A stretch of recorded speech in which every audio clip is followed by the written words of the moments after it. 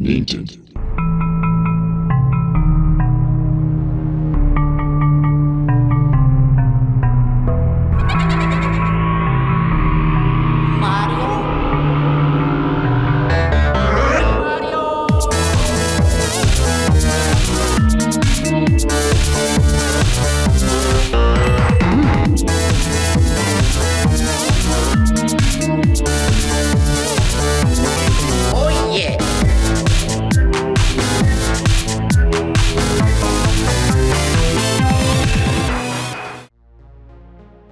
Hello and welcome to Nostalgia Talk, a brand new series where I talk about the games of the past, what made them so memorable, and why they left their mark in video game history.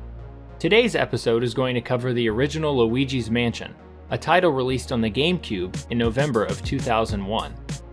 Luigi's Mansion is hands down one of my favorite Nintendo titles. Because I'm more inclined to play horror games or games that challenge your thinking skills, it was a perfect fit for someone like me. For anyone who hasn't played it, I'll give you a brief overview of the game. The game starts off with Luigi winning a luxurious mansion from a mysterious contest that he did not enter. Mario and Luigi agree to meet each other at the mansion, but things go south when Luigi arrives. The mansion is a spooky haunted house that's filled with ghostly beings from the past. When Luigi enters the mansion, he realizes that Mario isn't there, and begins to look for him. Luigi runs into Professor Egad, and the two team up using Egad's invention, the Poltergust 3000, to get rid of the ghosts in the house. Mario is captured and trapped inside a ghostly painting, which Luigi later finds out with the help of Madame Clairvoyant. Once Luigi has made his way through the rest of the mansion and found all of the keys, he rescues Mario from the clutches of the evil King Boo. Everything about this title, from the full design of the mansion to the tiny details in each room, are charming and engaging. It's a game that knows how to have fun. It's full of evidence that the developers at Nintendo had a blast creating this game. One of the first things that I love about this game and what makes it so unique is its amazing musical atmosphere. Oh yeah.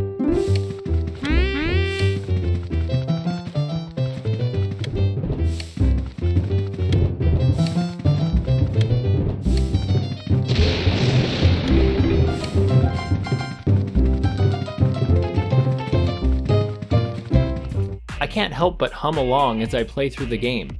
And I mean, even Luigi can't help himself.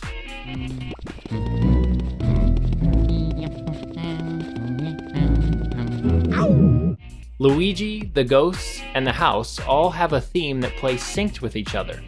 Depending on the situation and location, Luigi's audio can turn from a cheerful whistling to a petrified humming. This not only creates tension, but is a perfect example of how to use audio in your game to keep players engaged and give them information. The soundtrack isn't the only audio that makes this game stand out. Charles Martinet did some excellent voice lines that bring Luigi to life. Mario! He barely says anything, but it makes the experience so fun and charming when he does. I love the "hello" line from Luigi when he answers the phone. Hello? The sounds of the ghosts and the environment are also excellent.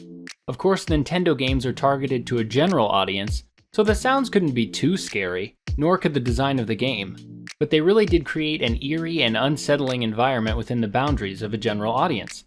I feel like most games today in general have lost this kind of charm, and even the new Luigi's Mansion titles don't actually feel this way. But there's just something about the original title that makes it feel so special. If you've played this one, you'll know exactly what I mean. The mansion's design is one of the factors that made this game so satisfying. The floors in the mansion are maze-like, and every inch of the house feels like it's full of secrets and mysterious ghosts. I'm pretty sure someone on the dev team also loved Resident Evil, considering how the mansion is built and how Luigi opens doors. I mean, just look at this.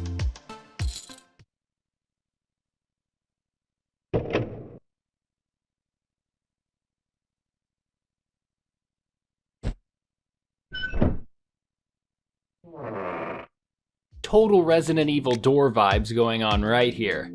Each room in the mansion has its own theme, That's what makes the mansion feel so alive and fresh every time you enter a new room. It's brilliant. No copy-paste schemes anywhere in this game. You've got the billiards room, and the artist studio, and the conservatory, and the graveyard, and the astral hall, and the observatory, and downtown Chicago, and the clockwork room, and telephone room. Hello? You've got them all. Each room is tiny and yet memorable. I can remember most of them just right off the top of my head. When you collect a new key, it makes you feel like you're actually advancing in the game, because you never know what to expect from a new room. It could be completely different from the last room you were just in. The ghosts are also vastly different. You can capture each one by solving a puzzle that reveals the ghost's weakness.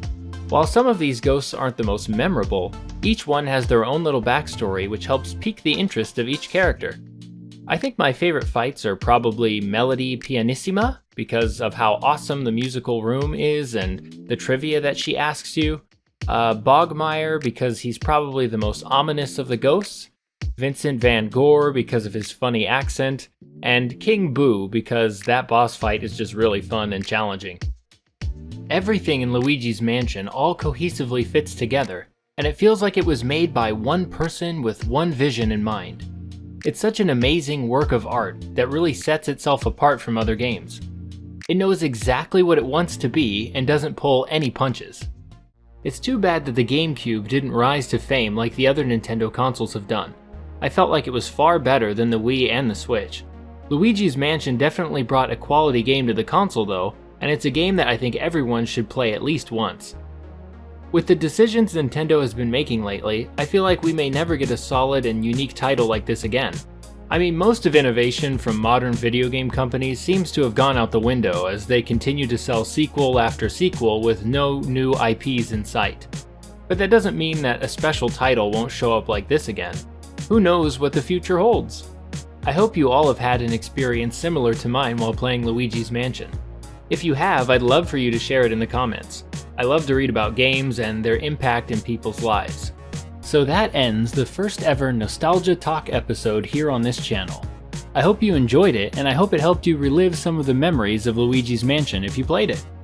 I've got a channel on both YouTube and Rumble, so be sure to subscribe to whatever one you want if you like this video. This is Meticulous Ace signing off.